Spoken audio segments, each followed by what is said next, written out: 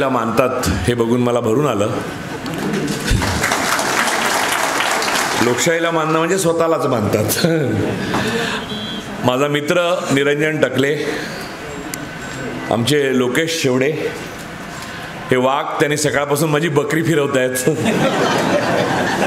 Karad sir आणि डुबे sir ज्यांनी आणि श्यामलने दोघांनी अपार कष्ट करून, आणि नासिर शेख साहेब आहेत ते बसलेत आपल्या समोर, कष्ट करून हा कार्यक्रम घाट घातला.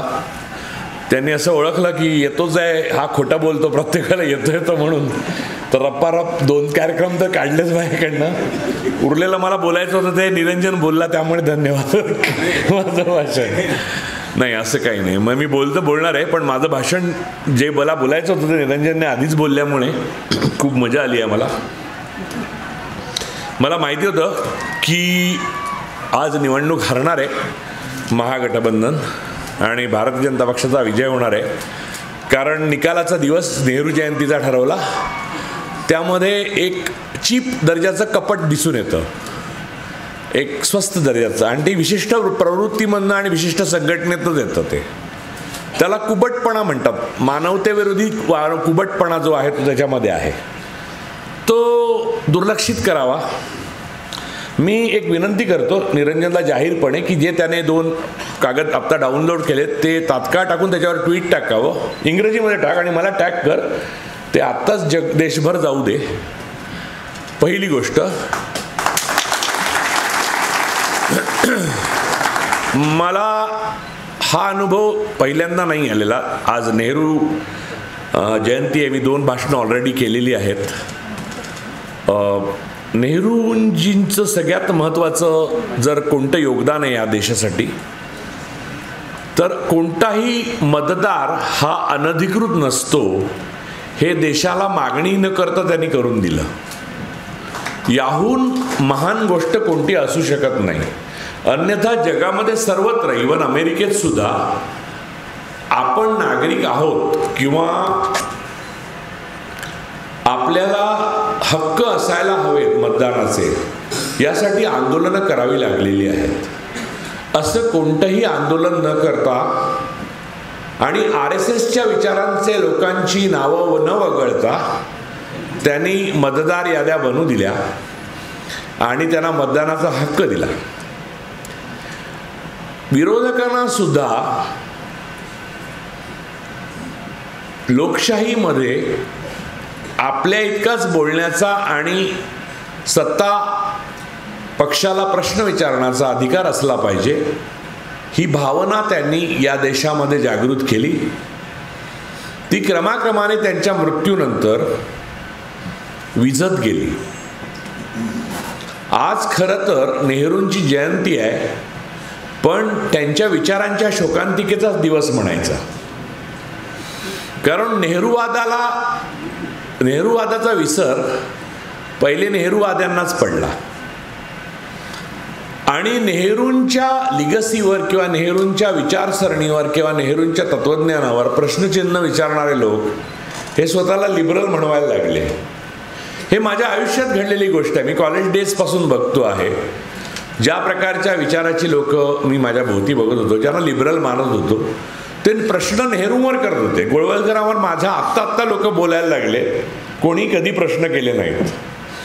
डिसेप्टिव्ह ऑर्गनायझेशन असलेली RSS, द गँग ऑफ इंडिव्हिज्युअल्स असं त्याला भागवतांनी नाव दिलेलं आहे. थोडं गँग हे माझ्याकडनं बदललं, पण ती गँग ऑफ इंडिव्हिज्युअल्सच आहे. झुंड असं त्याचं सोपं नाव आहे. झुंड स्वयंसेवक संघटना हे कसं वाटतं तुम्हाला? ZSS. तर मूळ मुद्दा हा आहे की नेहरूंच्या जयंती दिवशी मी एवढं वाईट घाण बोलू इच्छित नाही. फक्त बिहार निवडणुकीच्या चोरीच्या पार्श्वभूमीवर मी हे बोललो, कारण निरंजनने सुरुवात केली होती. महाराष्ट्राचे, हरियाणाचे, गुजरातचे सगळे खोटे मुख्यमंत्री आपल्याला मिळालेले आहेत. एवढंच नव्हे तर लोकसभा निवडणूक 2024, परकला प्रभाकर स्वतः बोललेले, 79 जागा, 240च्या वजा करा 79 जागा म्हणजे 162 होतात माझ्या माहितीप्रमाणे. भाजपला फक्त 162 जागा मिळाल्या. म्हणजे इलिजिटिमेट पहिले असंवैधानिक आणि अनलॉफुल असे पंतप्रधान आपल्याला मिळालेले आहेत. ही सोहळाच आहे म्हणजे एक वेगळ्या प्रकारचा. त्याच्यासाठी लाडू वाटलेले आहेत. 240वर थांबल्यामुळे त्यांना शॉक बसला. आदल्या दिवशी ते सांगत होते. पण या सगळ्याच्या मागे त्यांचा नेहरू विरोध जो गेले 12 वर्ष चाललेला होता तो असह्य होता. याचं मुख्य कारण म्हणजे नेहरूंनी बेसिकली आणि तत्वज्ञानाच्या माध्यमातून सुद्धा कधीही आपल्या विरोधकांना कमी लेखलं नाही. किंबहुना चीन युद्धाच्या वेळेला भारत संसाधनांच्या बाबतीत कमी होता. भारताकडे काही संसाधनच नव्हती. भारताला चौहान लाय येऊन गेले होते. त्याच्यानंतर माओंनी फसवलं होतं. माओंचा वृत्ती तशी होतीच. म्हणजे he was a deceptive person. म्हणजे ते कम्युनिस्ट नेते म्हणून फार मोठे होते. पण आपल्या विस्तारवादी धोरणांना ते आळा घालायला खूप म्हणजे कमी पडत असत. आणि आजही चीन त्याच प्रकारचं आहे. फक्त पंतप्रधान नाव घेत नाही त्या देशाचा, एवढंच. त्यावेळेला मी सांगणार आहे ते नेहरूंची गोष्ट ही की मध्यरात चीनला इतके घाबरतात की ते सचिन कोचिन प्राचीन अर्वाचीन पण नाही. पण ते मिसेसला MRS म्हणतात. त्यामुळे मला आशा आहे की CHINA म्हणतील कधीतरी. आणि त्यांना लक्षात येईल की आपण चुकून चायनाचं नाव घेतलं आणि माफी मागण्याकरता जातील ते. परंतु नेहरूंच्या आयुष्यामध्ये अटल बिहारी वाजपेयी तेव्हा तरुण होते. त्यांची या मागणीवरनं उशिरा संसद भरवली त्यांनी आणि चीनच्या आक्रमणाबद्दलच्या सर्व प्रश्नांची ट्रान्सपरंट उत्तरं दिली. वास्तवामध्ये एक पंतप्रधान म्हणून आणि नॉन अलायन मुवमेंटचा नेता म्हणून नेहरू फार मोठे होते. त्यांना उत्तर देण्याची गरज पण नव्हती. म्हणजे जर ठरवलं असतं, मला कधी कधी वाटतं नेहरू जर किंग जॉंग उनच्या आजोबांसारखे असते तर आज राहुल गांधी पण किम जॉंग उन असते भारताचे. आणि मग हे सगळे RSS वाले कुठे असते? पायावर पडले असते. 2 माफीनामे सावरकरांनी नेहरूंना पण लिहिले, बरोबर. त्यामुळे मगाशी कोणीतरी विचारलं तुम्ही सावरकर आणि नेहरूंना कसे बघता? म्हटलं नको तुलना करू प्लीज. नेहरूंचं वजन कमी झालेलं तुरुंगातनं बाहेर आल्यावर आणि सावरकरांचं वाढलं होतं. एवढंच मी मजकूर सांगितलं आणि थांबवलं. तर मूळ मुद्दा हा की नेहरूंनी तेव्हा रॉबर्ट मुगाबे होता आपला झिम्बाब्वेचा, नंतर स्वतंत्र झालेला देश. अनेक देश होते. त्या देशांच्या पंतप्रधानांनी किंवा अध्यक्षांनी सत्ता आपल्या हातात इतकी ठेवली की पिढ्यानपिढ्या ते त्यांच्याकडे राहिली. त्यांच्या देशाची लूट केली. नेहरूंनी असं केलेलं नाही. मी मगाशी सांगितलेले मगाशी माझे जर श्रोते पुनरावृत्ती करतो कारण हे खूप महत्त्वाचं आहे. नेहरूंनी इंदिरा गांधींना संसदेत पाठवलेलं नाही. नेहरूंनी सरदार पटेलांच्या मुलीला संसदेत पाठवलं, आपल्या मुलीला पाठवलेलं नाही. नेहरूंच्या हयातीत इंदिरा कुठच्याही पदावर नव्हती. नेहरू गेल्यावर जे काही झालं त्याला नेहरू जबाबदार होते हे म्हणण्याची हल्ली फॅशन आली आहे. उदाहरणार्थ नाशिकचे रस्ते गडबडले, नेहरू. ब्रिज नीट नाहीत, गडकरी नाही, नेहरू अते. आणि एवढं बिंबवून सुद्धा म्हणजे आजची जयंती आपण साजरी कर. मी काय कथावाचक नाही आहे. मी नेहरूंचं चरित्र सांगायला आलेलं नाही. तुमच्यापैकी प्रत्येकाने वाचलं असेल आणि नसलं वाचलं तर वाचा नेहरूंची पुस्तकं. मी त्या कॉन्टेक्स्टमध्ये काहीतरी समजवायला आलो आहे. मला हे लिगसी आपल्याला पुढे न्यायची आहे. आणि जे ह्याने मला आत्ता नाव सुचलं निरंजन तुझ्या पुस्तकाचं, on the beats of drums, हेच नाव असलं पाहिजे पुस्तकाचं. जर नेहरूंनी जी लिगसी लोकशाहीची निर्माण केली ना त्याचं नाव हेच असलं पाहिजे. कारण दवंडी पिटून एक महान लोकशाही निर्माण करणं जोक नाही. तेव्हा लाईट्स नव्हते, तेव्हा रस्ते नव्हते, दळणवळणाची साधनं नव्हती. अरे कोकणातल्या पिंगुळी गावामध्ये मला 3 वर्ग मी शिकलो. लाईट नव्हते. दरवर्षी चर्चा व्हायच्या. फक्त विजेचे खांब टाकलेत कुडाळमध्ये, म्हणजे असं काही टाकलेले नसायचे. या पण मतदानाच्या दिवशी सगळे मतदानाला जायचे. आणि गंमत म्हणजे फळ्यावर मतदान किती झालेलं आहे 2-2 तासांनी त्याचे अपडेट्स यायचे. म्हणजे इंदिरा गांधी जेव्हा हरल्या तेव्हा सुद्धा इंदिरा गांधींनी चू आयोगाच्या कामात दखल नाही केली, म्हणून त्या हरल्या ना. नाहीतर अनिर्बंध जगायला काय जातंय. मला मगाशी एका मुलीने प्रश्न विचारला मगाशच्या भाषणामध्ये, नेहरूंचे कोणी उद्योगपती मित्र होते का जे त्यांच्याबरोबर फिरत असत? तर मी म्हटलं JRD टाटांनी त्यांच्या पुस्तकातच लिहिलेलं आहे की नेहरू बहुधा माझा तिरस्कार करत असावेत. बरोबर. त्या काळचा जो सर्वात मोठा उद्योगपती होता त्याची ही परिस्थिती. त्या पलीकडे जाऊन पण म्हणजे नेहरूंनी मतभेद आपले राष्ट्राच्या मोठेपणाच्या आड येऊ दिले नाही. TIFR स्थापन होताना तिथे TIFR मध्ये त्या दिवशी भाषण करायला मी गेलेलो, तर तिथे होमी भाभा, नेहरू आणि JRD टाटा असं एकच फोटो आहे. आता जर कोणाला कळलं तर दुसरा येईल, पण तोपर्यंत एकच आहे, त्याच्याबरोबर मी माझा काढून घेतलाय. तर असा फोटोचा शौकीन माझ्या व्यतिरिक्त दुसरा एकच माणूस आहे या देशात.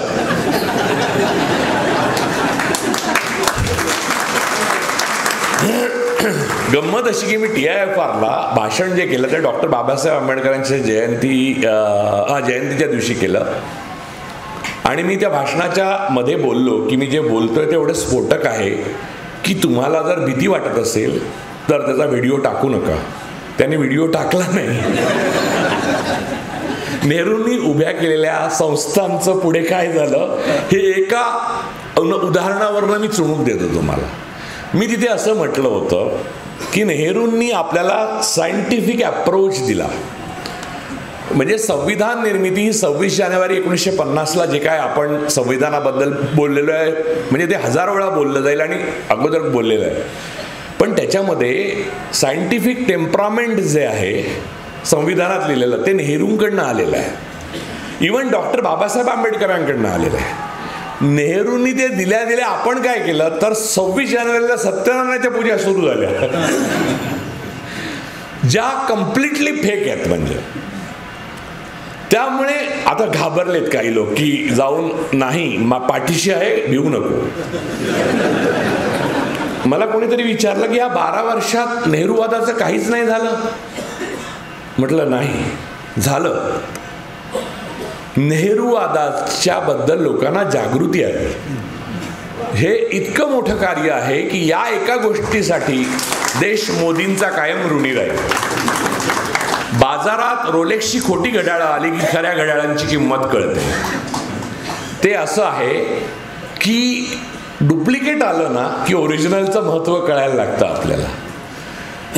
मी मनोज कुमार झा म्हणून एक आपले खासदार आहेत, ते खासदार म्हणाले होते की दिल्लीला जुन्या बाजारात मिळणारा जे घड्याळ आहे चोर बाजारात, त्या घड्याळाला ओरिजिनल स्विस मेड घड्याळाचा द्वेष वाटणं स्वाभाविकच आहे. ते एक वेगळ्या प्रकारचं विरोधी प्रेमच आहे किंवा आकर्षण. आता आपल्या या पंतप्रधानांनी लेटर टू मायसेल्फ नावाचा एक प्रकार लिहिला. एवढं पुस्तक आहे, किलोनी विकलं जातं मुंबईत.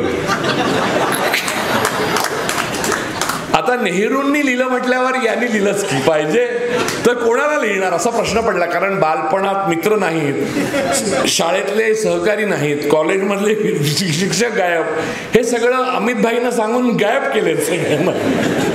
म्हणजे मगाशी हा जो सांगत होता ना की हे करायचं नाही, जाओ नाही तर जाओ अशी चिठ्ठी येत नाही. अमित भाईने बोलाय देणे का नाही असं आहे ते, जाओ नाही. तर हे सगळं कोणीच नाही. तर लेटर कोणाला लिहिलं तर पहिलं पुस्तक आईची पत्र म्हणजे आई आणि मुलाचा संवाद, ती भावना सोमय्या यांनीच इंग्रजी केली. आणि मग तरी पण नेहरूंनी 2 लिहिली, 3 लिहिली, 4 राहिला. आता लिहिणार कोणाला पत्र? घरचे तर काही आपण पत्र होऊन करणार नाहीत, भाऊ सांगायला लागतील की मला कोणतं पत्र लिहिलेलं नाही. त्यांच्या भावांना मी ओळखतो सगळ्या. तर ते स्वतः लेटर टू मायसेल्फ. अरे याहून मोठा नेहरूंचा विजय काय असू शकतो? एवढी छाप. नेहरूंचा हा अकल्पनीय म्हणजे विजय पाहून मी सोमय्यांना किताबखान्यात म्हटलं की हे पुस्तक मोठं निऑन साईन करून लावा म्हटलं, उरलेलं काम मी करतो फुकट. तुम्हाला मी सांगतो त्यांच्या व्यक्तिमत्वाचं नेहरूंच्या आकर्षण इतकं अद्भुत होतं ना, म्हणजे तुम्हाला कल्पनाच येऊ शकत नाही. मला कल्पना येऊ शकत नाही. मी इंदिरा गांधींची 2nd फेज सुरू झाली. 2nd फेज काय, त्यांच्या लास्ट फेजमध्ये माझा जन्म आहे. त्यामुळे नेहरू काय असतील मला कल्पना नाही, पण जे वाचलं आणि जे जुन्या माणसांकडनं ऐकलं ना ते इतकं अद्भुत आहे की काय काय गोष्टी, म्हणजे तुम्हाला सांगतो की गांधीजींसारखा माणूस 555 सिगरेटची पाकिटं सुभाषसाठी आणि एक जवाहरसाठी अशी लपवून ठेवायचे. ते दोघे सिगरेट ओढतात म्हणून, आणि हे संघाचे लोक त्यांना सिगरेट ओढताना दाखवतात. माझ्याकडे सुभाषचंद्र बोसांची सिगरेट ओढताना आणि ड्रिंक्स घेताना पण फोटो आहेत. मग काय, आणि मांस खाताना तर विवेकानंदांची पत्र आहेत मांसाहारावर. या सगळ्या गोष्टी छाछू आहेत. तुम्ही मानवता विरोधी आहात का मानवतेच्या बाजूने आहात, एवढाच खरा प्रश्न आहे. मी मानवतेच्या विरोधात असलेल्या आणि मनुष्य केंद्री नसलेल्या कुठच्याही व्यक्ती किंवा संस्थेला ॲब्सोल्यूट इमॉरल मानतो, आणि नेहरू हे ॲब्सोल्यूट मॉरल होते. याबद्दल मी सर्टिफाय करण्याची गरज नाही, त्यांची प्रत्येक कृती साक्ष देते. आत्ता तुम्हाला वानगी दाखल निरंजनने थोडंसं सांगितलं, पण तुम्हाला अनेक गोष्टींसाठी नेहरूंचं ऋणी असायला पाहिजे. तुम्हाला सांगतो 2014 नंतर बऱ्याच लोकांना, बायकांना विशेष करून, असं वाटायला लागलं की जगामध्ये आपले भयंकर श्यामल काय नाही ना प्रॉब्लेम, AC ऑफ करू नका, बाकी काही करा. तर त्या ताईंना धन्यवाद देणार होतो कशी मी ते आले आणि ऑन केलं तेव्हा. तर प्रत्येक संस्था आता महत्त्वाची आहे माहिती आहे का, त्याच्यामध्ये दुसऱ्या लोकांनी आपल्यावर थोडीशी मेहरबानी केली तरी बरं आहे. तर मूळ मुद्दा हा होता की ज्या वेळेला मी जे सांगत होतो की भारताच्या स्वातंत्र्यानंतर त्यांच्या तेजस्वी व्यक्तिमत्वाचा जो प्रभाव होता, मगाशी पण मी बोललो की त्यांनी नॉन अलाइन मुवमेंट तयार केली, कारण सोव्हिएत युनियन आणि अमेरिका यांच्याहून वेगळं काहीतरी उभं राहू शकतं हे इतर कोणाच्याही डोक्यात आलं नाही. ते नेहरूंच्या डोक्यात आलं. ते पहिले माणूस आहेत. त्यांनी मार्शल टिटो आणि नासेर या दोघांना बरोबर घेऊन नॉन अलाइन मुवमेंटची स्थापना केली. 2014 नंतर बायकांना वाटायला लागलं की जगामध्ये आपली पत उंचावली आहे. खरं तर अगोदर आपली पत जास्ती होती, कारण 2014 नंतर पहिल्या कोविडच्या इंजेक्शन घेतल्यावर माझ्यात आत्मविश्वास आला आणि मी अमेरिकेला गेलो. तर तिथला तो ऑफिसर होता माझा, त्याने माझ्या ह्याच्याकडे बघितलं सर्टिफिकेटकडे आणि माझ्याकडे बघितलं. तो म्हटलं हे वॅक्सिनच्या सर्टिफिकेटवरचा फोटो तुझा नाही आहे म्हणजे.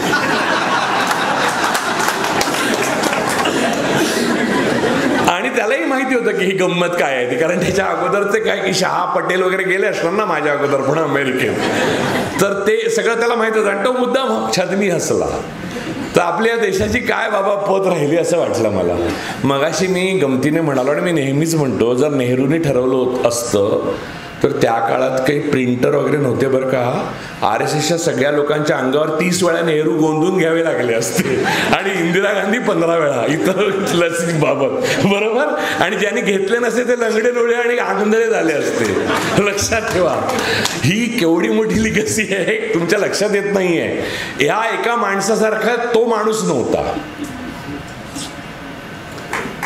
देशाच्या नाही, मी सांगतो परराष्ट्र धोरणाबाबत हा जे नॉन अलाइन मुवमेंट आहे, आणि नंतर 2014 नंतर अशी फॅशन आली की आपली परदेशात फार पत वाढली आहे आणि आता भारताला एक महान राष्ट्र म्हणून ओळखायला लागले. पूर्वी कोणी कुत्रा पण विचारत नव्हता वगैरे.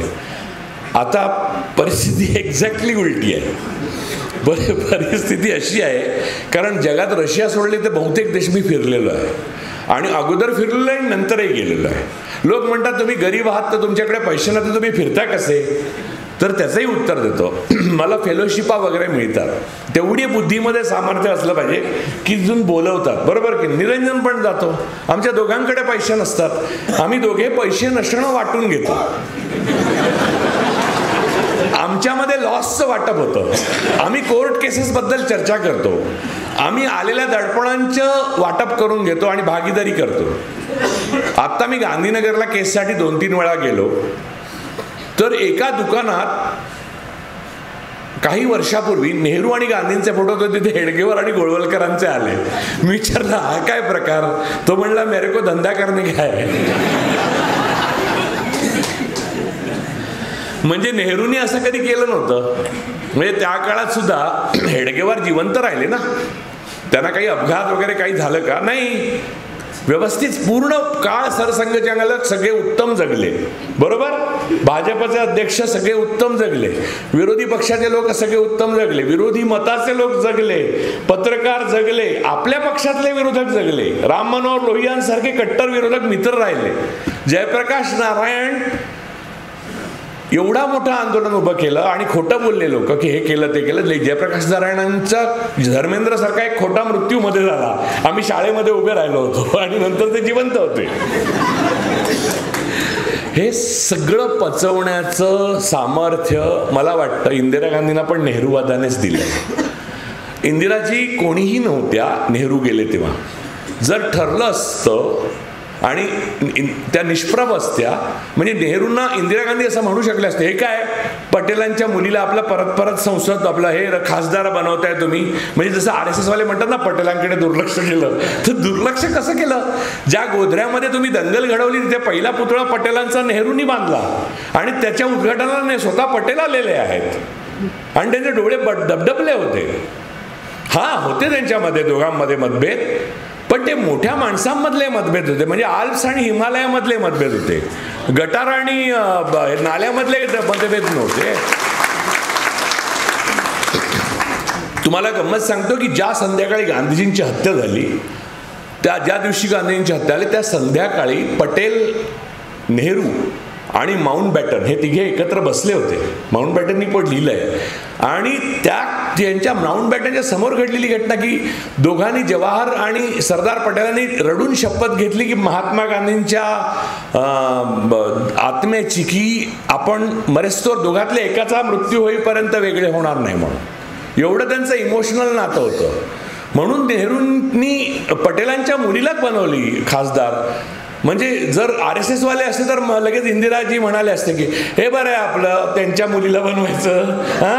मला आपल्याला काही किंमतच नाही आपल्या घरच्यांना असो. आणि नेहरूंनी आपल्या परिवाराच्या बरोबर राहायचं ठरवलं होतं म्हणून इंदिरा गांधींना सर्वत्र घेऊन जात असत.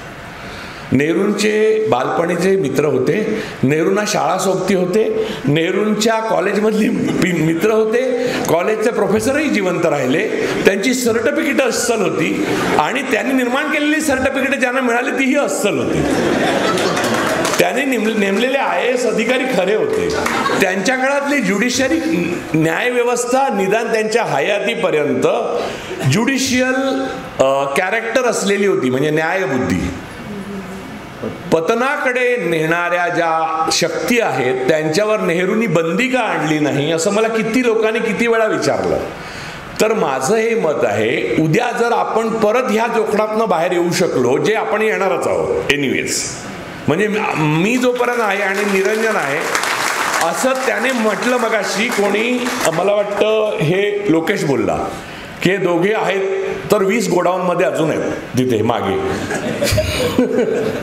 ते आम्ही आत्ता काढणार नाही बाहेर. तर ते बाहेर येऊच, पण ते आल्यावर आपल्याला सूडसत्र नाही चालवायचं आहे. म्हणजे हे सूड झाला, यांनी आमच्यावर सूड घेतला, माझ्यावर केसेस घातल्या, निरंजनवर, निरंजनच्या घरच्यांपर्यंत गेले, माझ्याही घरच्यांपर्यंत गेले. रोज ट्रोलिंग चालू असतं. माझी आई जी हयात नाही, माझे वडील जे हयात नाही, माझ्या मुलीबद्दल, मुलीला तिच्या ग्रुपमध्ये, म्हणजे काय वाटेल त्या लेवलला केलं. या प्रकारचं विखारी आणि विषारी वातावरण परत देशात निर्माण करण्याकरता का देश परत स्वतंत्र करायचा, या प्रकारचा विचार नेहरूवियन असूच शकत नाही. मी असं नाही करू शकत. माझ्या दृष्टीने RSS ही अतिशय वाईट संघटना असली तरी तिला जगण्याचा अधिकार आहे. ती अतिरेकी असेल तर न्यायालय शिक्षा देतील तिला. ती बेकायदेशीर असेल तर आंतरराष्ट्रीय कोर्टामध्ये तिच्यावर बंदी आणली जाईल. ती टेररिस्ट ऑर्गनायझेशन आहे, जे माझं मत आहे. पण हे माझं मत आहे ना, हे अजून सिद्ध व्हायला, म्हणजे सिद्ध झालेलं आहे. जेव्हा गांधीजींची हत्या हीच त्याचं सिद्धता आहे. पण ते सिद्ध जागतिक लेवलला होऊन हिंदू स्वयंसेवक संघ आणि RSS या दोन्हीवर आंतरराष्ट्रीय पातळीवर बॅन येईल, त्याला आपण विरोध नाही करणार. पण आपण आपल्या लेवलला सूड घेणं, ट्रोलिंग करणं, सभागृह देणं न देणं, इन्स्टिट्यूशनमध्ये अत्याचार करणं, इन्स्टिट्यूशनल गुन्हेगारी बनवणं, सगळी म्हणजे ED, NSI, NSA, ह्या सगळ्या गोष्टी करणं, हे नेहरूवादात बसत नाही. नेहरू या सर्व गोष्टींच्या विरोधाचं प्रतीक आहे. म्हणजे ज्या गोष्टींच्या विरोधासाठी आपण लढतो आहोत त्याच गोष्टी आपण जर करणार असू तर आपण कशाला. म्हणजे नेहरूंचा विचार हा होता की ब्रिटिशांच्या अत्याचाराविरुद्ध आम्ही जे लढलो, तुरुंगवास भोगला, तेच जर आम्ही आमच्या देशवासियांशी करणार असू तर मग आम्ही का वेगळे, मग ब्रिटिशांना का घालवलं, बरे होते ते गोरे तरी होते जास्ती, नेहरूंपेक्षा नसतील किंवा आता तर कोणाविषयीच नसतील, म्हणजे हल्ली तर कोणी गोरं होतं.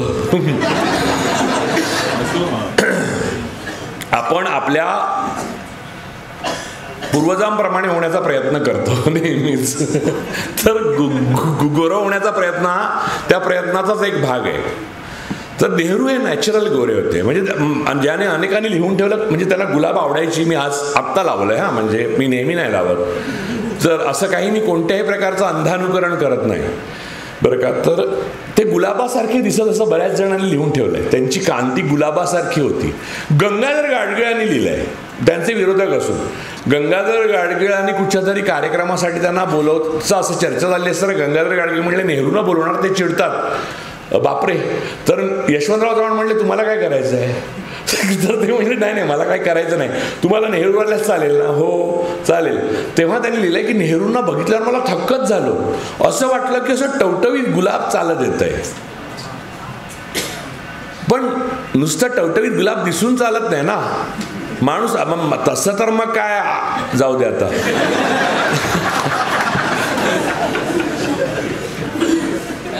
मला हे म्हणायचं आहे, नाही तुमच्या मनात आहे ते मला म्हणायचं नाही.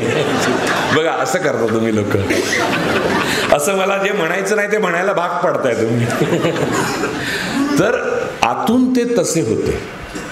तर नॉन अलाइन मुवमेंटवर आपण बोलत होतो. तर नॉन अलाइन मुवमेंट अशासाठी त्याने उभी केली की जो मध्यमार्ग आहे, आपल्याला प्रतिष्ठा तर काही असण्याची शक्यता नव्हती, आपल्याकडे संसाधनं नव्हती. त्याने सांगितलं दवंडी पिटण्यापलीकडे आपल्याकडे काय नव्हतं. माझ्या आजोबा बैलगाडी होती आमच्याकडे, किती वर्ष मी बघितले. बैलगाडी होती आणि टमटम होती एक बाहेर, आणि एसटी वगैरे सगळं पुढे झालं, म्हणजे उभं केलं गेलं, असं नाही ते एका रात्रीत झालेलं. अनेक लोकांनी त्याच्यासाठी पण रक्त आणि घाम वाहिलेला आहे. यांना आयतं मिळालंय, सगळं विकतायत ना, ते सगळं ते आयतं विकतायत. PSUs या पद्धतीने विकतायत. ते उभं करण्याकरता काय लोकांनी काढलेत कष्ट, ते मी डोळ्यांनी माझ्या लहानपणी मी गावातच गेल्यामुळे मी पाहिलंय. शाळा उभारायला मास्तरांनी काय कष्ट केले. माझी शाळा पोस्ट मास्तर आणि शाळा मास्तर एकच असायचा, पण तो एवढे कष्ट करायचा. त्याला अशी श्रद्धा होती की आपण राष्ट्र घडवतोय आणि राष्ट्राची भावी पिढी घडवतोय. अरे गावात नव्हते लाईट, पण त्याच्या मनात लाईट होते. ते या माणसांनी पेटवले. त्या माणसांनी आम्हाला घडवलं, लिटरली घडवलं. म्हणजे तुम्हाला सांगतो की मला जे आशा वाटू लागली त्या गावात सुद्धा, त्याची कारणं ही आहेत. आणि ही ह्या माणसांनी पेरलेलं आहे. आम्ही नेहरूंचं गाणं म्हणताना नुसतं गाणं नाही म्हणायचं खोटं खोटं. आम्हाला असं वाटायचं की साक्षात पंडित नेहरू आमच्याबरोबर आले. मी कधीच भेटलो नाही, माझा जन्मच नाही झालेला. पण असं सगळीकडे त्यांनी, म्हणजे ते मुरले होते या देशामध्ये. या देशाचा इतिहास जो आहे तो त्यांनी उभा केला होता. आणि त्यामुळे त्यांच्या हातात जेव्हा देश एक दरिद्री देश म्हणून आला, 40 कोटी लोकसंख्या असलेला, आपण प्रयत्नाने तो 140 पर्यंत नेला, खूप प्रयत्न झाले त्याच्यात, ठीक आहे म्हणजे. पण तेव्हा 40 कोटी जे होते, तो त्यांच्या हातात आलेला देश संपन्न देश नव्हता आजच्यासारखा. तो देश जगामध्ये काय उभा राहणार, त्याला चेहरा काय असणार आहे. एक तर सोव्हिएत युनियनच्या शरणाला जा, नाही तर अमेरिकेच्या शरणाला जा. तिकडे हेनरी किसिंजर वगैरे वाटच बघत होते. मुद्दा असा, नेहरूंनी मध्याचा मार्ग काढला आणि एक अशी मुवमेंट उभी केली जी नंतर सशक्त होऊन दोन्ही सत्तांना, महासत्तांना आव्हान देती झाली. त्यामुळे चीन पहिल्या वेळेला माओने जे साहस केलं ते स्वतःच थांबवलं. त्यानंतर आपल्या विरोधात उभं राहू शकलेलं नाही. नेहरूवियन एक्सटर्नल अफेअर जे धोरण होतं त्यांचं, परराष्ट्र धोरण, ते जोपर्यंत आपण राबवत होतो तोपर्यंत चीनला आवाज नव्हता आपल्या विरुद्ध. ज्या क्षणी नेहरूंना आपण परराष्ट्र धोरणाच्या बाबतीत सोडून दिलं, आपल्याला अमेरिका रोज डोळे दाखवते, रशिया आपल्याला सांगितलेलं न ऐकता पाकिस्तानला विमानं विकते, चीन आपल्या अरुणाचलची 30 गावं घेऊन बसला, नावं घेऊन सुद्धा आपल्याला नावं घेता येत नाहीत त्यांची. आणि त्यांच्या बदल्यात मीडियावाले उगाच वाचून दाखवतात मेलेले चीनी सैनिक, चांग शिंग शुंग. तर मला तर वाटलं की हे कुडाळमध्ये चायनीज दुकानं उघडल्यासारखं वाटलं मला. तिथे पदार्थांची अशी नाव आहे. तिथे बीजिंग आणि शांघायहून लोक येतील आणि मग तिथे कुडाळमध्ये. माझे वडील चीनला गेलेले आणि 15 दिवसांनी परत आले, तर ते म्हणले 1 नंबरचा थर्ड क्लास देश. म्हटलं कसं काय, एवढं ते प्रगती झाली. ते म्हणते खायला काय नाही, खायला मला कळे ना कोणचा पदार्थ आहे. तर म्हटलं चायनीज तुम्हाला तर आवडतं. अरे तिथे चायनीज मिळत नाहीत म्हणले, ते वेगळंच खातात काहीतरी. आपल्याला पंतप्रधान चायनीज मिळाले. चायनाला माहित नाहीये, पण त्यामुळे ते चायनाचं नाव घेत नाही. हे लक्षात घ्या. नेहरूंनी त्रिपरराष्ट्र लोक यार, हिंदूंची लोकसंख्या बेसुमार वाढली कारण देशाची लोकसंख्या बेसुमार वाढली, सगळ्याच धर्मांची लोकसंख्या बेसुमार वाढली. अरे तू काही सांगतात, त्या व्हॉट्सअपवर जे लिहून येतं ना, ते वाचल्यावर मला एकेकाळी मला ते सनातन प्रभातचा पेपर यायचा ना, तेव्हा वाटायचं एक काय काल्पनिक चंदामामासारखं लिहितात लोक, विश्वास पण ठेवणार नाहीत. व्हायला नंतर माझ्या लक्षात आलं की लोक आपल्यावरच विश्वास ठेवत नाहीये. याच्यावर एक अप्रतिम कथा आहे बरं का. मी ओशो रजनीशांच्या एका ह्याच्यात ऐकली, छोटीशी कथा आहे. एक साधू बाबा येतो. एका गावामध्ये 2 विहिरी असतात, एक राजासाठी आणि एक प्रजेसाठी. एक साधू बाबा येतो आणि त्या प्रजेसाठी जी विहीर असते त्याच्यात पुडी टाकतो, पावडर, आणि सांगतो आजपासून सगळे वेडे होणार याचं पाणी प्यायल्यावर. 2 दिवस लोक वाट बघतात, पण पाण्याशिवाय कसं जगणार. पितात. सगळी प्रजा वेडी होते, सगळी प्रजा वेडी होते. पण राजा, त्याची राण्या, त्याचे राजपुत्र आणि प्रधान आणि सरंजामदार त्यांचे राजवाड्यात जे एकत्र आहेत ते खुश असतात. ते पार्टी करतात की आपली विहीर चांगली असल्यामुळे आपण नीट राहिलो. पण त्यांना थोड्या वेळानेच लक्षात येतं की सगळ्या प्रजेने आपल्याला घेरून टाकलेलं आहे आणि सांगते की हा राजा वेडा आहे आणि सगळ्या प्रधान सगळे वेडे आहेत, त्यांना ताबडतोब मारून टाकलं पाहिजे. तो राजा घाबरतो आणि तात्काळ माणसं पाठवतो आणि त्या साधूला शोधून सांगतो माझ्या विहिरीत पण टाक ती पुडी. मग राजा वेडा होतो. त्या दिवशी सेलिब्रेशन केलं जातं की राजा आता शहाणा झालेला आहे. हे जे आपलं झालेलं आहे ना, मला ज्या दिवशी पहिले सनातन प्रभात वाचला होता तो आणि आजचा दिवस नेहरू जयंती, माझ्यामध्ये आमूलाग्र बदल झाला. माझा विश्वास बसला की काहीही होऊ शकतं, भिवू नकोस. मला त्या दिवशी विचारतात कोणतरी, हो तुम्ही इतकं वाईट बोलता, 12 वर्षात काही झालंच नाही का चांगलं. म्हटलं झालं ना, स्वामी समर्थांचे शिष्य वाढले, मठ वाढले, हे चांगलंच झालं. लोकांना अरे सायकोलॉजिकल काहीतरी बसण्याची जागा तर मिळाली. मी त्या दिवशी पण सांगितलं होतं का महाराजांची कथा माहिती आहे ना, माझ्या लहानपणीची. तुम्ही माझ्या मुलाखतीमध्ये ऐकली असेल. मी पुनरावृत्ती करावी की नको असं तुम्हाला विचारावं असं वाटतं. अरे कणकवलीचे महाराज होते, त्यांचं नाव सांगितलं मला, त्या मठातनं फोटो आले आणि म्हणजे धमक्या नाही आल्या, पण म्हणलं साहेब काय आहे असं करू नका म्हणजे आमचं हे वगैरे. जर ते महाराज होते ते नागडे असायचे, पूर्ण नग्न असायचे. तर माझा मामा लहानपणी मला घेऊन जायचा. तेव्हा इंदिरा गांधी असणार पंतप्रधान, नेहरूंचा काळ संपला होता. समाजात हळूहळू अंधश्रद्धा फोफावायला लागलं. तर 26 जानेवारीला दणक्यात सरकारी ऑफिसमध्ये सत्यनारायणाच्या पूजा घालण्यास सुरू झालं होतं. मला वाटतं संतोषी मातेचा उदय झाला होता 75 साली, बरोबर. तर हे सगळं होत होतं समाजामध्ये. एका दिवसात झालेलं नाही, एका रात्रीत झालेलं नाही. तुम्ही बर्बाद एका रात्रीत होत नाही आणि तुम्ही स्वतंत्र पण एका रात्रीत होणार नाही. तुम्हाला मेहनत करावीच लागणार, जी आळस केला होता अगोदर त्याची. तुम्हाला हे नाकारावंच लागणार, असत्य आहे ते. तर माझा मामा घेऊन गेला महाराजांकडे. मी लहान होतो, मला काय माहित नाही, पण मला ते दृश्य अक्षरशः तसं आठवतं. ते बाहेर तिथे प्रचंड ग्लासेस, आपले चहा प्यायचे ग्लास असतात ना, त्याची दुकानं लागली होती. जो तो यायचा तो रांग लागलेली, ग्लास घेऊन उभा राहायचा महाराजांसाठी.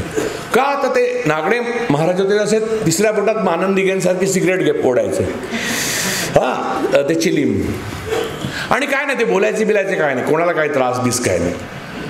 ते आपले त्यांच्या धूनमध्ये असायचे. त्यांना कोणी आणून बसवले होते हे सुद्धा त्यांना माहीत नव्हतं. त्यांनाही माहीत नव्हतं आणि लोकांनाही माहीत नव्हतं. म्हणजे नंतरच्या पहिले लोक सोडले तर पहिले लबाड जे असतात ते हुशार असतात, जे मंदिर स्थापन करतात. ते तर गेलो आम्ही आतमध्ये. तर मी बघितलं दृश्य, म्हणजे जसं मी आत गेलो दरवाजाचं दृश्य बघितलं, तर महाराज आला की ग्लास घ्यायचे आणि भिंतीवर आपटायचे, ते फुटलं जायचं. तो महाराजांचा कौल असं मानलं गेलं. माझ्या डोक्यात पक्क आलं की महाराज वैतागले असणार, येतो तो माणूस मला ग्लास कशाला आणतो का. आता याला अपवाद माझा मामा ठरला. म्हणजे ही म्हणजे इन्सिडेंटली ती माझ्या आयुष्यात घडल्यामुळे घटना एवढी प्रसिद्धीला येते, अदरवाईज ती लुप्त झाली असती. झालं असं, माझ्या मामाने ग्लास दिला तर महाराजांनी बाजूला केला. कणकश घेतला आणि माझ्या मामाच्या हातावर लागला कर आणि एकदम चांगलंच चरचरला आला. मामा जाम असं केलं त्याने, बाहेर पडला आणि नमस्कार कर असं त्याही परिस्थितीत मला सांगतोय. मी केला, आम्ही बाहेर गेलो. दुसऱ्या दिवशी माझा मामा नायब तहसीलदार झाला, बढती झाली त्याची. माझ्या आजीने अख्ख्या बेंगुर्ल्यात सांगितलं की महाराजांनी चटका दिला, भाऊ झालो आता कलेक्टर. अरे त्यानंतर जो तो सिगरेटची पाकिटं घेऊन जायला लागला, तिथे सिगरेटची दुकानं लागली. त्यामुळे माझा अशक्य ते शक्य करतील स्वामी यावर पक्का विश्वास बसला आणि तुम्ही यावर विश्वास ठेवा.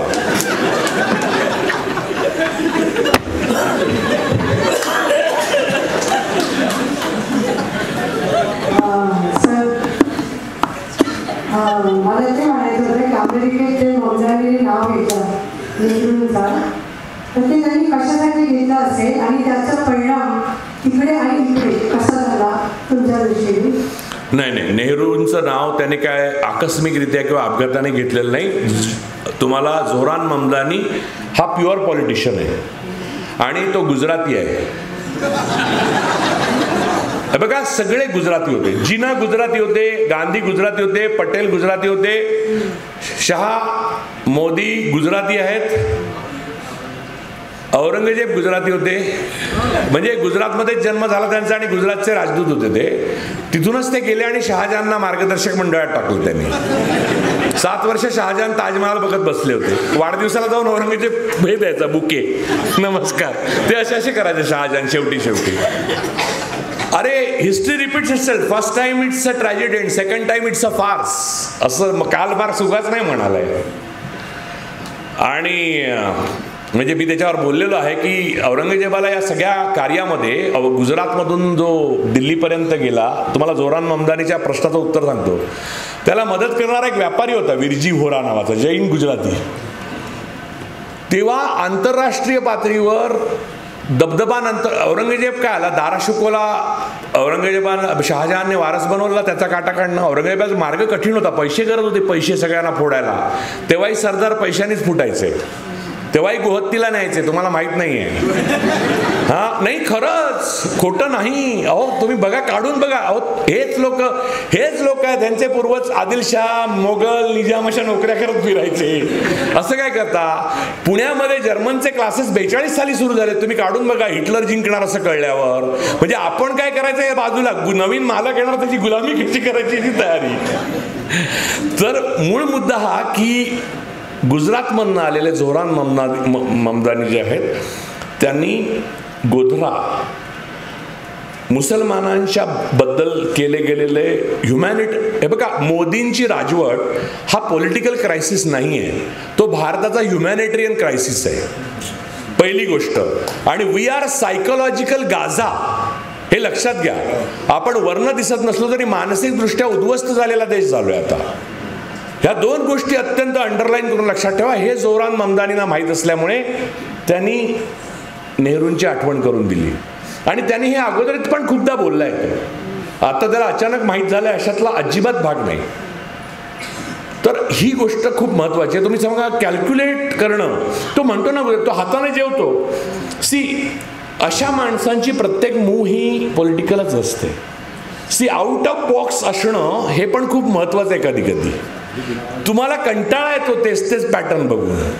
उद्या एखादा नवीन बाबा आला ना, जो शर्ट पायात घालतो आणि अंगात हे पॅन्ट, तुम्हाला आवडेल, कारण अरे काहीतरी नवीन आहे, आउट ऑफ बॉक्स आहे, हे बाबा वेगळे आहेत.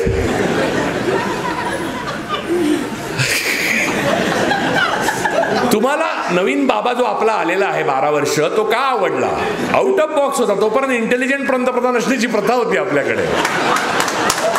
अरे आय वॉन्ट समथिंग डिफरंट यार, आय वॉन्ट समथिंग डिफरंट, असं सगळ्यांचं चाललं होतं. ते मनमोहन देसाईंना छळून काढलं सगळ्यांनी. आय वॉन्ट डिफरंट यार, ही सो बोरिंग, सो बोरिंग. तर मग फुल MTV झाला डायरेक्ट. घ्या, प्रत्येक गुलाब हे काटे बरोबर घेऊन येतो बरं का. त्यामुळे रात्रीची दारू उतरली की रात्रीच्या फुलांचे सकाळी काटे होतात.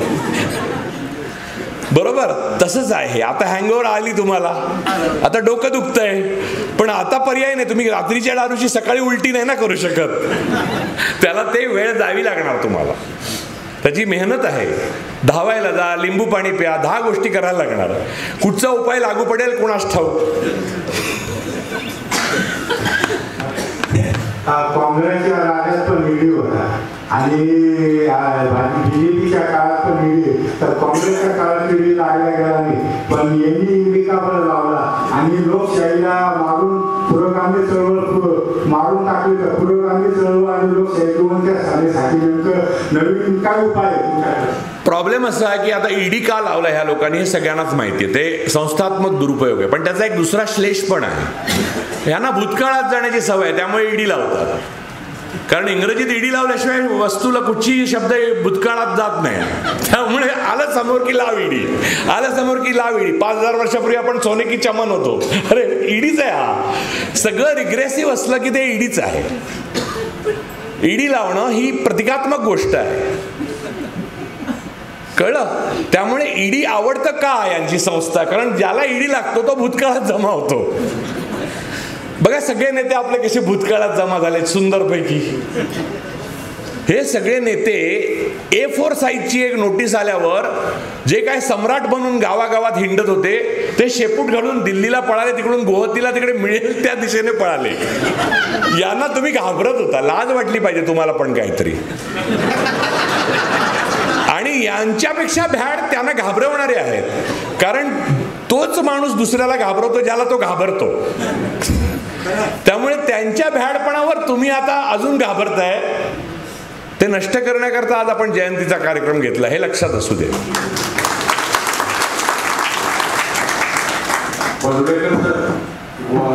This is regarding Nehru, sir. Nehru was a visionary, and Ambedkar and others, the founding fathers of our nation.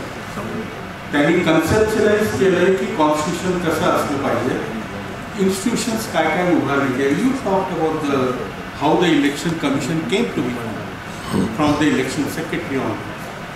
तर आता seeing this all elections and everything, what institutional changes can we dream about? Vision, can you have a vision about? Parliamentary democracy, can it stand its test? What about the French elections? Their system, preferential votes. What about US system, federal system? Each state has a आपली federal democracy आहे. 2 मिनिटात मी सांगतो तुमचं. आपल्याकडे झालेलं नाही ते व्हायला पाहिजे आणि आता होईल ते आहे, ते सांगतो. जगामध्ये yes I am talking about all 4 pillars. Okay, आत्तापर्यंत जे जगलो आपण 2014 पर्यंत ते वरून लादलेली लोकशाही होती. आपल्याला स्वातंत्र्यात डांबण्यात आलं, त्यामुळे आपल्याला पारतंत्र्यात जायचं होतं. आता पहिल्यांदा असं होईल की खालून वरती मागणी होईल की आम्हाला लोकशाही पाहिजे, तेव्हा ती खरी लोकशाही येईल. फॉरगेट अबाउट सिस्टीम कोणती असली तरी शेवटच्या माणसाने ओरडा करून आणलेली सिस्टीम नीट टिकते. त्यामुळे बॅस्टिलचा तुरुंग फोडलेली फ्रेंच लोकशाही आद्य लोकशाही का मानतात? कारण ती खालून वर मागणी गेली. मग तो फ्रेंच राष्ट्राध्यक्ष सरळ तुरुंगात गेला, डायरेक्ट, अध्यक्षच नाही तर कोणच. का? कारण शेवटच्या माणसाला माहिती आहे की we are democrats, we are modern republic. त्यामुळे आता तुम्ही म्हणता तसा संस्थात्मक बदलाची फार गरज आहे तर नाही, थोडे बदल हवेत पण फार नाही. मूळ बदल जे हवेत ते खालून वर मागणी होण्याची. म्हणजे आतापर्यंत लोकांना पारतंत्र्यात डांबलं जायचं, नेहरूंनी स्वातंत्र्यात डांबलं आपल्याला. त्यामुळे नेहरूंवर राग आहे लोकांचा. काय म्हणून मी स्वतंत्र केलं तुम्ही आम्हाला पाहिजेत मोदीजी घ्या. भारताला प्रतिष्ठा मिळाली आणि जे लोक परदेशात जाऊन NRI झाले आणि भारतामध्ये कसं दारिद्र्य आहे आणि मोदींमुळे भारताला जगात कशी प्रतिष्ठा मिळाली हे NRI जे सांगतात ना, ते नेहरू फेलोशिपवर तिकडे गेलेले होते. ते IITचे आहेत, ते IIMचे आहेत, ते डॉक्टर्स आहेत सरकारी योजनेतनं, ते नेहरू फेलोशिपवर गेलेले आहेत, किंवा रॉकफेलर फाउंडेशनच्या फेलोशिप जे नेहरूंनीच सही केलेली होती. त्यामुळे यातला एकही माणूस नेहरूंपासून अस्पर्शित राहिलेला नव्हता. फक्त तो कृतज्ञता हे मूल्य मानवी मूल्य असल्यामुळे विसरला. कारण त्यांच्या संघटनेत जे जे मानवी आहे ते त्याज्य आहे, जे जे जनावरी आहे ते आपलंसं करा.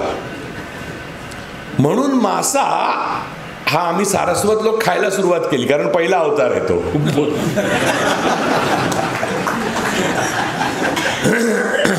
वराहापर्यंत गेलो आम्ही, पण तो केरळमध्ये. आम्ही आमच्या ब्राह्मणवादात आमचे ब्राह्मण जे आहेत, आम्ही ब्राह्मण जे आहोत ते प्रत्येक अवतार चाखून बघतो आणि या जिभेच्या कसोटीवर ठरवतो की तो बरोबर आहे की नाही. माझी आई असताना मी तिला सांगितलं की मला मेल्यावर समुद्रात टाक, म्हणजे स्कोअर सेटल होईल. मी आयुष्यभर मासे खाल्ले, एकदा मासे मला खातील. माझ्या मुलीला पण मी हे सांगून ठेवलंय. म्हणजे मला लिटरली असं वाटतं, नेहरूंनी आपल्या मृत्यूनंतर आपली राख, भारतावर केवढं प्रेम असेल त्या माणसाचं, ते भारतभर टाकायला ज्या पद्धतीने, म्हणजे जो माणूस वेस्टर्न फिलॉसॉफीवर एवढं कमांड आहे, आईन्स्टाईन पासून चार्ली चॅप्लिन पर्यंत कोणी त्याला त्याज्य नाही, त्याला माहिती आहे. हेरॉल्ड लॉस्की तर त्याचा फॅन आहे. तर अशा माणसाला गंगेचंही तेवढंच आकर्षण आहे. तो गंगेमध्ये स्नान करतो आणि म्हणजे उपनयन संस्कार झालेले यज्ञोपवीत वगैरे धारण करून करतो, असं नाही. फक्त त्याचा दिखावा नाही करत. त्रिपुंड लावून तो संसदेत येत नाही, उगाच लोकांना घाबरवण्याकरता. आणि त्याने बोललेलं इंग्रजी जे आहे, त्याने लिहिलेलं जे इंग्रजी आहे ते वाचण्याकरता इंग्रज आतुर असतात. टेलिप्रॉम्प्टर हे त्याच्यानंतर बनले. नेहरूंना टेलिप्रॉम्प्टर हा शब्दच माहीत नव्हता. हे त्यांचं मोठं वैशिष्ट्य आहे, वापरण्याची दूरच गोष्ट. आणि जगभर त्यांनी मी पाहिलेलं त्यांचं BBC-वरचं, जेव्हा भारत स्वातंत्र्य झाल्यावर पहिलं पंतप्रधान झाले ते 52 साली, तेव्हा BBC-वर 4 महत्त्वाच्या जर्नलिस्टनी त्यांचा एक इंटरव्ह्यू घेतला. तो यूट्यूबवर आहे, तुम्ही बघा की एक्स्टंपर प्रश्न विचारलेत आणि त्यांनी एक्स्टंपर नेहरूंनी उत्तर दिले. एक स्टेट्समन, एक डिप्लोमॅट, एक नेता, एक भारतीय माणूस, अस्सल भारतीय माणूस, एक अस्सल भारतीय संस्कृतीचा राजदूत आणि एक राजपिंडा पंतप्रधान कसं बोलू शकतो त्याचा एक उत्कृष्ट नमुना येतो. आणि या माणसाला नाकारून आपण कचरा वेचत फिरतोय. म्हणजे आज नेहरू जयंती जोरदार व्हायला पाहिजे असं मी जे डुबे साहेबांना म्हटलं, याचं कारण पारिजातकाची फुलं शेजारचीच्या अंगणात का पडावीत, आमच्याही अंगणात पडली पाहिजेत. तर मी असा विचार केला, पडू दे शेजारचीच्या अंगणात, नाशिकच्या अंगणात. मी मुंबईहून येतो पाहिजे तर, वाऱ्याने जात असतील तर मी आलो इथे. पण मी आज सांगतो की आज तुमच्या इथे उपस्थित असलेला प्रत्येक माणूस एक संघटना आहे असं समजा. तुम्हाला त्या लोकशाही शेवटी काय, तुम्हाला मी एक सांगतो, मोदी शहा जिथे जाणार तिथेच तुम्ही जाणार, तुम्ही जाणार तिथेच ते जाणार. तेही अमर्त्य नाहीत, तुम्ही अमर्त्य नाहीत. काही घाबरायचं कारण नाही, कोणालाही घाबरण्याचं कारण नाही आणि कधीही घाबरण्याचं कारण नाही. तुम्ही जोपर्यंत मला मगाशी विचारलं सत्याकडे पोचण्याचा मार्ग काय, म्हटलं सत्य हाच मार्ग आहे स्वतःकडे पोचण्याचा. जेव्हा माणूस सत्य झुगारतो तेव्हा स्वतः सोडून इतरांकडे फिरायला लागतो. ते या सरकारच्या ज्या सगळ्या निवेदनांमधनं दिसते ना, भाषणांमधनं आणि वक्तव्यांमधनं आणि प्रेस कॉन्फरन्समधनं, ते आहे. त्यांना स्वतःची भीती वाटायला लागली आता. कारण खोटं, असत्याला स्वतःकडचा मार्ग कधीच असत्याचा चकवा लागला की तो माणूस, तो समाज, तो देश रसातळाला गेला म्हणून समजा. सत्याकडे जाण्याचा मार्ग नाही, सत्य हाच मार्ग आहे. आणि संघटना नावाची गोष्ट नाही, तुम्ही स्वतःच संघटना आहात. तुम्ही ठरवलं ज्या दिवशी लढायचं त्या दिवशी तुम्ही लढू शकता. हा कॉन्फिडन्स तुमचा जावा, यासाठी सगळा प्रोपागंडा सुरू आहे. अरे छोटी छोटी माणसं जी लढली, बाबू गेनू असेल, भगतसिंग असतील, ते काय 23 वर्षाचा मुलगा. नेहरू सुद्धा तरुण होते आले तेव्हा. सुभाषचंद्र बोस तरुण होते, सरदार वल्लभभाई पटेल तरुण होते, पण असे असंख्य अनाम लोक जे लढत होते ते काही संघटना पाठीशी होती म्हणून असं काही नाही हो. तेव्हा पण काँग्रेस अशीच होती, कारण काँग्रेसकडे तेव्हाही पैसे नव्हते. टिळक फंड म्हणून गांधी गोळा करत फिरत होते. बाळा तुझ्याकडे किती, रजनीशने एक सांगितलं ना, गांधींनी माझ्याकडे पैसे मागितले. फोटो काढण्याचे पैसे मागितले, कारण राजकारण चालवायला पैसेच नव्हते त्यांच्याकडे. त्यामुळे तेव्हा काँग्रेस वेगळी होती आणि आता काहीतरी वेगळी झाली असं काही नाही. तेव्हा लोक लढवय्ये होते आणि आता गुलाम झालेले आहेत. तुम्हाला माध्यमांनी, आणि माझं तर मत आहे, मी सगळ्यांना एक आवाहन करतो, घरातले टी व्ही काढून टाका. माझ्या घरात टी व्ही नाही आहे, माझ्या घरात टी व्हीच नाही. आम्ही वर्तमानपत्र घेत नाही. आमच्याकडे टाइम्स ऑफ इंडिया आणि इकॉनॉमिक टाइम्स येतो. तो माझ्याकडे एक पर्शियन कॅट आहे युरो नावाचा, त्याला शी झाली की तो त्याच्या लिटर बॉक्समध्ये करतो. ती एकत्र करून टाकण्याकरता मला कागद लागतात, त्यासाठी मी वर्तमानपत्र करतो. यात मी अजिबात खोटं बोलत नाही. मी टायटल सुद्धा वाचत नाही, त्याचं पहिलं पान वाचत नाही वर्तमानपत्राचं. आणि हे सत्य आहे. आमची मेड आहे वैशाली म्हणून, ती किंवा मी ती शी काढतो, त्यासाठी ते पेपर लागतात म्हणून घेतो. ती अत्यावश्यक सेवा आहे माझ्या दृष्टीने वर्तमानपत्रही आजही. बाकी या 2 गोष्टी जर तुम्ही बंद केल्या तर गावाची कलागत घरात येणं बंद होईल, पहिली गोष्ट. तिसरी गोष्ट, व्हॉट्सॲप ग्रुपवर तुम्हाला आवडेल तेच वाचण्याची गरज नाही, पण दुर्लक्ष करायला शिका. आणि कोणताही मेसेज सायंटिफिक वाटला तरी तो सायंटिफिक असतो असं नाही. मंत्रोच्चाराने वातावरण पॉझिटिव्ह होतं असं बरेच लोक म्हणतात. होतही असेल, पण ते त्या मंत्राच्या संगीताच्या तालाने होतं. मंत्रामध्ये म्हणून काही दम नसतो. नाहीतर औरंगजेबावर आणि अफजल खानावर मंत्र टाकला असता आणि तिकडेच म्हणजे कृष्णाजी भास्कर कुलकर्णींनी शिवाजी महाराजांवर टाकला असता. सहस्रचंडी यज्ञ करूनही अफजल हारला.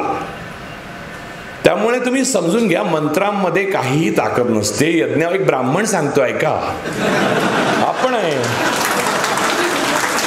मंत्रांमध्ये ताकद नसते, यज्ञामध्ये ताकद नसते, पूजेमध्ये ताकद नसते, बळी देण्यामध्ये पाप आहे.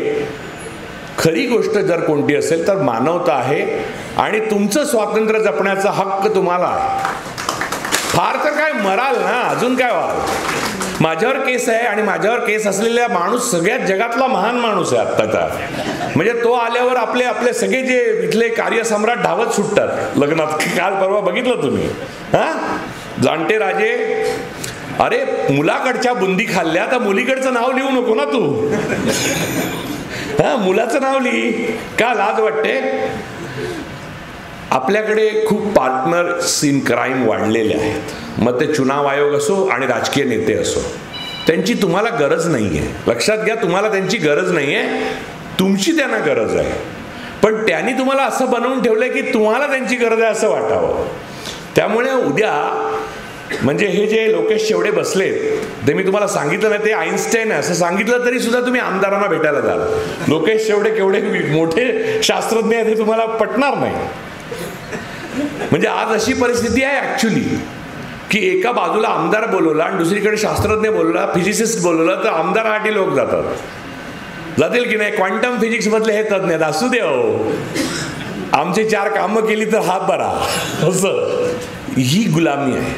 तुमची 4 कामं तो काय त्यांच्या वडिलांच्या पैशातनं करतो. तुमची कामं करणं हा त्याचा व्यवसाय तुम्ही होऊ दिलाय आणि तो पिढ्यानपिढ्या चालवतोय. अरे मला कधी कधी आश्चर्य वाटतं, नेहरूंनी जे स्वातंत्र्य आपल्याला मिळवून दिलं, आपल्या मुलीला पण खासदार नाही केलं. अरे ह्या पवार फॅमिलीला किती सेवेची आवड. खुद्द पवार, सुप्रिया पवार, सुनेत्रा पवार, आपले अजित पवार, युगेंद्र पवार, रोहित पवार, पार्थ पवार, जय पवार. अरे काय सेवा करण्याची आवड जनतेची.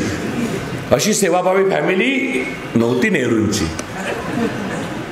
इंदिरा गांधींच्या मृत्यूनंतर राजीव गांधी ना झैलसिंगनी पंतप्रधान बनायला सांगितलं, बरोबर ना. माझ्या माहितीप्रमाणे इंदिरा गांधी स्वतःच्या बैठकीतच करून नाही गेल्या. किंवा नेहरूंनी पण इंदिरेला कधीच पंतप्रधान किंवा संसदेत बनवलं नाही. अनिता शेंकील, सुभाषचंद्र बोसांची मुलगी, तिने पण नेहरूंनी काय मदत केली आहे तिला. नेहरू आणि त्यांची लिगसी ही या हाताने केलेलं या हाताने बोलण्याची नाही. त्यामुळे राहुल गांधींनी सुद्धा बघा त्या निर्भयाच्या भावाची मदत केली, ती त्या आईने सांगितली तेव्हा आपल्याला कळले. मी असं नाही म्हणणार की राहुल गांधीमध्ये नेहरू पहा, असलं काही मी बोलणार नाही. मी असल्या मूर्तीपूजेला मान्यता देत नाही आणि कोणालाही देव बनवू नका. आता बस झाला ना अवतार यार, पुरे ना. आम्ही किती चाखत राहायचे, टेस्टरचं काम पण किती करायचं ना माणसानं. बस झाला आता, थकलो आम्ही, आमची जीभ थकली, आमचा घसा थकला, तरी तुम्ही सुधरत नाही. काय चाललंय. आणि नाशिकमध्ये आज पंडित जवाहरलाल नेहरूंची जयंती साजरी करण्याचा जो मूळ हेतू होता तो हाच होता की त्यांचं स्मरण आजच्या पार्श्वभूमीवर तुम्हाला व्हावं, ना की त्यांनी काय केलं ते सांगावं. कारण काय केलं ते लिहिलेलंच आहे किंवा तुम्हाला माहितीच आहे किंवा तुम्हाला माहीत असायला हवं. आणि माहीत नसेल तर वारंवार निरंजन टकलेंसारखी माणसं पुन्हा पुन्हा माहिती करून देतात. निरंजनचं ज्ञान सॉलिड आहे, तो नाशिकमध्ये राहतो म्हणून समजू नका तुम्ही.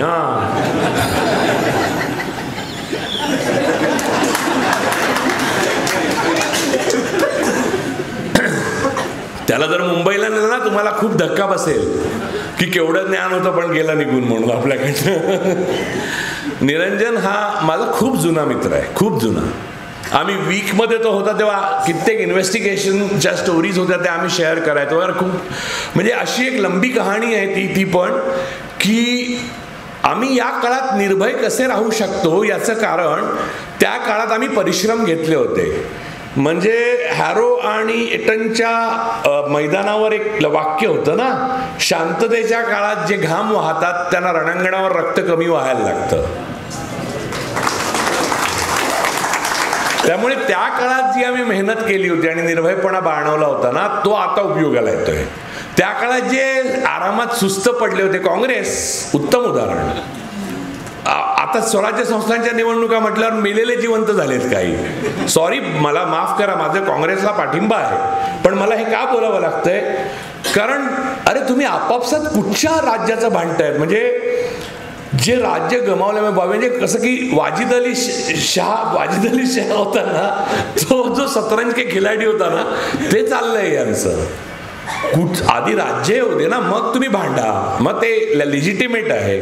जे राज्य तुमचं नाहीच आहे, ज्या सीटवरनं मारामाऱ्या केल्या आहेत बिहारमध्ये, त्या सीट कधी येणारच नव्हत्या. ज्ञानेश कुमार हसत होते वरनं असे अरे काय असं. तर मला आजही हे वाटतं की एक्स वाय हा शिक्का बेमतलब आहे. आता तुमचे तुम्हीच. म्हणजे ज्या दिवशी गांधीजींना अटक झाली 42च्या आंदोलनात, चले जावचं भाषण केल्यावर महादेव देसाईंनी लिहून ठेवलंय की गांधीजी आले ते भाषण करून आणि स्वाभाविकपणे माहिती होतं की आता प्रमुख काँग्रेसच्या लोकांची धरपकड होणार आणि त्यांना पकडून तुरुंगात टाकणार. आणखी काय, तर आपला इथे कॉम्रेड आहे ज्याला मध्ये फडणवीस आले म्हणून आधीच तुरुंगात टाकलेलं, असं नव्हतं व्हायचं. कुठे गेला याला अशी आता वेगळीच पद्धत आहे ही. म्हणजे ब्रिटिश आधी गुन्हा झाल्यावर तुरुंगात टाकायचे, आता गुन्हा करायची शक्यता आहे म्हणून तुरुंगात टाकतो. बरं, तो कोणी असो, म्हणजे त्याचा काही संबंध नसला तरी. परवा याच्या हातात कागद दिसला होता, पकडा त्याला. त्याच्या हातात पेन, हा पकडा, त्याला पण पकडा. तर मुद्दा असा आहे की 42च्या आंदोलनाच्या गवालिया टँकवर चले जावच्या आंदोलनाचा मंत्र दिला गांधीजींनी आणि महादेव देसाईंनी असं लिहून ठेवलंय की ते आले आणि बापू म्हणाले मी आता पडतो, जरा झोपतो, विश्रांती घेतो. तर महादेव देसाई टेन्शनमध्ये. महादेव देसाईंचं अकाली निधन झालं हार्ट अटॅकने, अन्यथा महान माणूस होता तो पण एक. त्यांनी फार सुंदर लिहून ठेवलंय. तर महादेव देसाईंना बापू म्हणाले म्हणजे तू एवढा ताणात का आहेस. नाही बापू, आता अटक होईल तर जनतेला काहीतरी संदेश द्या. तर आता म्हणले जर संदेश द्यायला लागत असेल तर मी केलेलं आयुष्य आणि कार्य फुकट आहे, आता मी झोपतो. मी जे बोललो ना आतापर्यंत तेच संदेश होता. अरे महादेव तू पण झोप. तर महादेव देसाईंना काय झोप लागली नाही. गांधी शांत झोपले आणि उठले तेव्हा पोलीस आलेले होते. ते म्हणले मी आवरून येतो. ते आवरले. पोलिसांबरोबर जाताना महादेव देसाई म्हणले बापू काही राहिलं का. राहिलं ना म्हणले. ते 2 आणे बकरीच्या दुधाचे जमनाला बजाजांकडनं घ्यायचे आहेत. तेवढे एक वसूल कर आणि जाऊन गाडीत बसले. हाच माझा संदेश म्हणजे केवढं व्यक्तीच्या पॉवरवर विश्वास ठेवणारा नेता होता. त्या नेत्याने आपल्याला असं सांगितलं की माझा वारस जवाहर आहे म्हणून.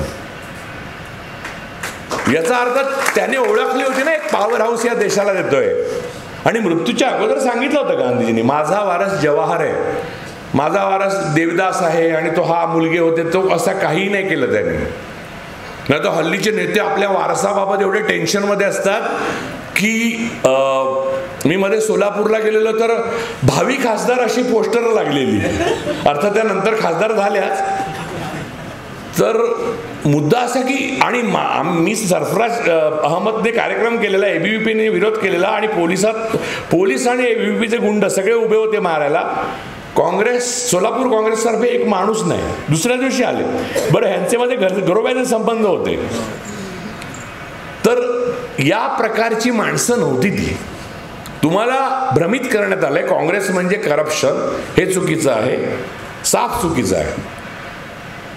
आत्ता करप्शन बघताय तुम्ही. खरं चिल्लर पिल्लर देणं म्हणजे करप्शन नाही. काँग्रेसकडे एवढे पैसे असते तर त्यांनी इमारती बांधल्या असत्या ना आपल्या. आता बघा कसं RSSच्या इमारती, RSSची रजिस्टर्ड ऑर्गनायझेशनच नाही. नेहरू आणि पटेलांमधला महत्वाचा फरक जर आहे, जो RSS तुम्हाला वारंवार सांगते, ते नेहरू असल्यामुळे RSS वाचली. जर पटेल असते ना तर RSSला शिल्लक नसतं ठेवलं. पटेल एवढे उदार मतवादी, हाच एवढाच मतभेद होता दोघांमध्ये. पटेल शत्रूबाबत एवढा उदार मतवादी होण्याच्या विरोधात होते. दोघेही धर्मनिरपेक्ष होते. दोघांचंही मॉडर्न रिपब्लिक व्हावं यावर श्रद्धा होती. एवढंच काय, डॉक्टर बाबासाहेब आंबेडकरांचे सुद्धा सर्व मतभेद धरून नेहरूंशी ह्या गोष्टीवर श्रद्धा होती की भारत हा एक मॉडर्न रिपब्लिक झालं पाहिजे. म्हणून आपण पाकिस्तानपेक्षा वेगळे झालो आणि फार पुढे गेलो. आपल्याला आता याह्या खान, जिया वगैरे भेटलेले आहेत आपल्या आयुष्यातले. त्यांना टाळून परत आपण नेहरूंपर्यंत पोहोचू शकू अशी मला खात्री आहे. माझा तुमच्यावर पूर्ण विश्वास आहे, माझा जनतेवर विश्वास आहे, भारतीय जनतेवर. आजही जवळपास 63% जनता ह्यांना मतदान चोरून सुद्धा करत नाही. आणि आजही एवढे लोक आलेले आहेत माझ्याबरोबर, निरंजन बरोबर आणि इतर लोकांबरोबर आयडेंटिफाय व्हायला घाबरत नाहीत. याचा अर्थ असा समजा की हे झुंबर खाली येणार आहे. कारण ते चायनीज आहे. चायनीज मालाची गॅरंटी नसतेच कधी. मूळ मुद्दा हा आहे की तेव्हा नवीन सूडसूत्र आपल्याला राबवायचं नाही, तर आपल्यातलं सृजन जिवंत ठेवायचं आहे. ज्या दिवशी हे लोक सत्तेतनं जातील आणि पुन्हा लोकशाही प्रस्थापित होईल, त्या दिवसापासून मी या विषयावर बोलणंच बंद करणार आहे. मला कला, संगीत आणि सिनेमा याच्यामध्ये प्रचंड आनंद मिळतो. तो आनंद इतका विलक्षण आहे, पण तो आनंद माझ्या घरामध्ये कोबरा घोणस वगैरे बसले असताना मी नाही एन्जॉय करू शकत. माफ करा, मला आत्ता काठी घ्यावी लागते हातात. तर मुद्दा हा की नेहरूंची लिगसी टिकवणं म्हणजे तुमच्यापैकी प्रत्येकाने स्वतःचं स्वातंत्र्य अबाधित ठेवणं, कुणालाही न घाबरणं आणि त्या माणसाने ज्या श्रद्धेने, ज्या विश्वासाने तुम्हाला हक्क दिले त्यासाठी वाजवून लढलं पाहिजे. तुम्ही वाजवून त्यांच्या जयंतीदिनी त्यांना जर आपण हॅपी बर्थडे म्हणू शकत असू तर याच पद्धतीने म्हणू शकू की आपल्यापैकी प्रत्येक माणूस हा त्याने दिलेल्या स्वातंत्र्याच्या पहाटेचा ची दवंडी झाला पाहिजे. बाकी RSSचे गवंडी वापरू शकता तुम्ही नंतर बांधकाम करायला. त्यांची रिकामी झालेली ऑफिसेस तुम्हाला आयती मिळतील. जसं सांगतात ना की मेल्यानंतर तुम्ही हुतात्मा झालात तर 72 हुरा मिळतील, तसं मी आता तुम्हाला आश्वासन देतो की हा रेशीमबाग तुमची, तुम्हाला काय हवं ते तुम्हाला मिळेल. नवीन झालेलं ऑफिस तुम्हाला भेट नाशिक करा ना, पण लढायला आधी सुरुवात करा. आधी जिंकावं लागतं. एक प्रसिद्ध वाक्य आहे, ज्या माणसाचं आहे त्याचं नाव मी मळीत सांगणार नाही, तुम्ही शोधून काढू शकता, पण त्याचं नाव सांगितलं त्या वाक्याची मजा जाते. कारण ते चांगल्या माणसाने बोललेलं वाक्य नाही, पण ते वाक्य मला विलक्षण आवडतं. युद्ध कोणतंही आनंददायक असत नाही, ते जिंकल्यावर आनंददायक होतं. लाडू खायला तयार राहा. धन्यवाद. जय हिंद.